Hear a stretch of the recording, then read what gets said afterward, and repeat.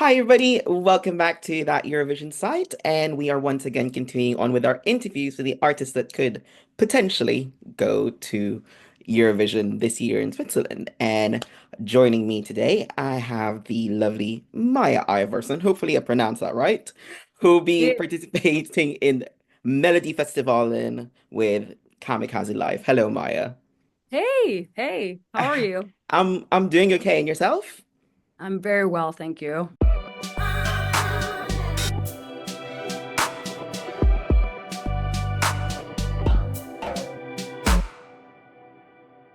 Okay, we've literally just met a few seconds ago, so I just wanted to start with a quick icebreaker. Can I just ask if I wanted to ask you like one thing about yourself that not many people would know about.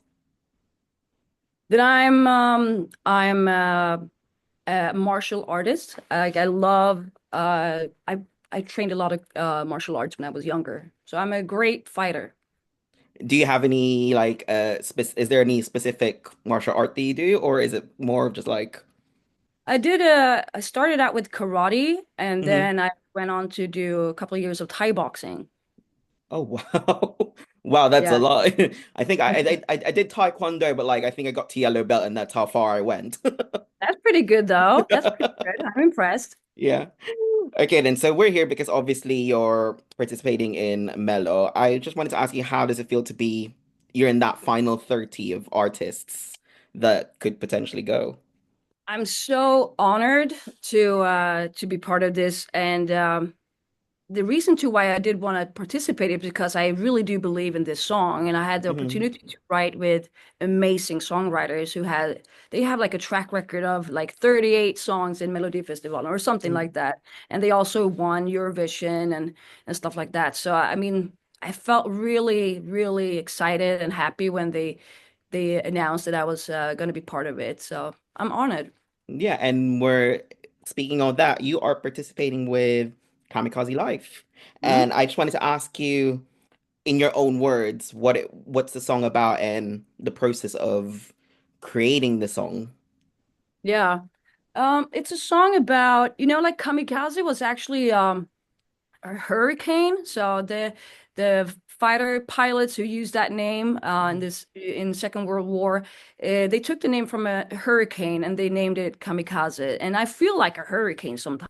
I know I have a lot of energy and I feel like I'm a bit too much sometimes, like Hmm. I'm a lot of energy to deal with. And I think for me, it's also a song about revenge and about being almost like a boxer or a fighter who's Hmm. almost down and out, but you always get up again. And I feel like Hmm. that's very symbolic for the way I've been living my life. I've been in a rock band for 27 years and Hmm.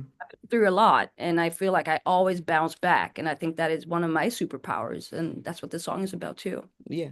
Okay, then. So speaking early on, you mentioned you're on the song alongside Andreas Byrne, obviously Linnea Deb, who has a track record and obviously won Eurovision in 2015. Can I just ask you what it was like working with them about this? Because obviously of the experience that they have.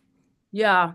I mean, like I met Linnea and Joy first for a different project. I was writing songs for myself for a solo thing in Swedish, which didn't really end up being anything. But we had such a great chemistry in the studio and really connected in so many levels. And they have so much experience from this format. And I've been in a band and writing songs for my whole life as well, but I come from totally different background.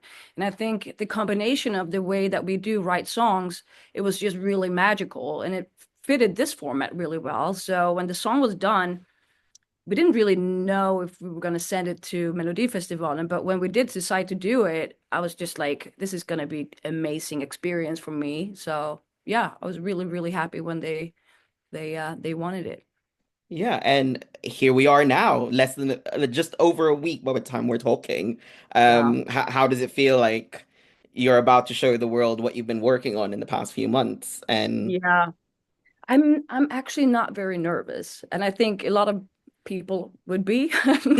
Um, but I feel very excited, and I feel like Oh, it's such an experience for me because I do Mm, know what it's like to be on stage. I've done over 2,000 shows in my life, and I think this is such an honor for me to learn something new after so many years in this business. And I think I'm mostly just excited and happy. yeah. How the preparations going? Really well. I mean, like I've been rehearsing, which is Mm, really different from what I'm used to being, we used to go to our rehearsal space and we play music together. Here, it's totally different way of rehearsing. It's more of how you adjust to the cameras and stuff like that. mhm. So it's a learning process and I've enjoyed every bit of it. Is there anything you can tell us about what we're going to see next Saturday, or you want to keep it a surprise for everyone? Well, there's not going to be any surprises. I think I am more than enough for them to capture my live Hmm. essence. I think that is what I'm going to do. I'm going to put up a really great performance. It's only 3 minutes, but I'm going to give it my all. And I'm going to hopefully blow everybody away by, being very experienced Hmm. and feeling comfortable on Yeah, stage. That's my second home. yeah, So I'm just really excited to be able to show the people what I've been doing for yeah, so long. and looking at it, because obviously you're with the sounds, and obviously you're going into this in your own way. I just wanted to Mm. ask you, like, how does it differ? Like, okay, you're doing this on your own compared to what you're usually used to. I mean, like, what do you mean? If this is going to be any different or? Yeah, I mean, on your own perspective, like, you're used to performing with other people around you. I'm Yeah, guessing yeah. you're going your own way, so it's like, Yeah. how was that adjustment for you? It was not really any adjustment. I think, um, since I already knew that if you would have a band on stage, they would not be performing live anyway. It's the vocals that are live. And I think it's really cheesy to have like a playback band. And especially since if you're in the business yourself, you know all Mhm, of this. It's not like a secret. So for me, I felt like I think I'm more than capable of being on my own, and I feel like mhm. it wouldn't fit the sounds anyway. And if I want to do something, I will do it 100%, and I think it will be more than enough. But Yeah, I don't feel nervous about not having yeah, the guys with me at all. I really don't. I've been mhm, doing a lot of stuff before where I yeah. have been performing myself. Okay then. And I wanted to just like move forward. Come next Saturday when you're already on stage. When the viewers actually watch you perform your entry, what sort of message did you want to send to them through your performance? I'm not really having any message except that I think Hmm. what I can contribute with is my experience, Hmm. and I still think it's really important for us to have female um, front persons who has a lot of experience and being able to show, Hmm. because I know this is such a kid-friendly show as well. Yeah. So if there's any younger girls out there watching this and they see, man, she can do this and she's been doing it for such a long time and I can do that as well. And you don't have to be like how do you say? You can be something different. I think that's the beauty of having so many different acts. It's something that fits Mhm. everybody, but I think for me, I can show them a lot of experience and a lot of great performance. And we can't wait to watch that. And just Oh, down to my last question as well, because obviously, I can't talk about Mello without obviously being linked to Eurovision. Can I just ask mhm. you, do you have a go-to Eurovision song? Ooh, I have to pick. I think both Euphoria and obviously Heroes. Hmm. Great songs and great performances, and yeah, I love these two songs absolutely. Yeah. I think everybody. And I mean, to be fair though, Loreen was the reason why I became a Eurovision fan. So Well, there you go. Yeah, yeah. she's a really sweet girl too. Yeah. And then finally, one of my last questions, obviously, they will see the audience would see you as your own, but also they'll find out about the sound on when they see you perform. Can I just ask you, if they want to delve deeper on your discography, what Mhm. track would you suggest that they listen to after they hear Kamikaze Life? Oh, I think the first song that would come up on Spotify or any streaming services would be a song called "Living in America," and I Hmm. think that represent our sound a lot and very well. So yeah. listen to that one.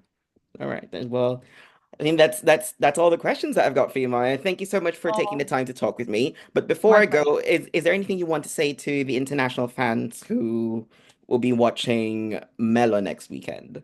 Oh, wow. What do I want to say? Enjoy the show, you know? I'm happy to be giving you and putting up the best show of my life. See you there. All right then. Well, thank you so much for your time, Maya. I really appreciate it. Lycka till tack så mycket and Ah, hope for the best next Saturday. yeah, All thank you right. so much.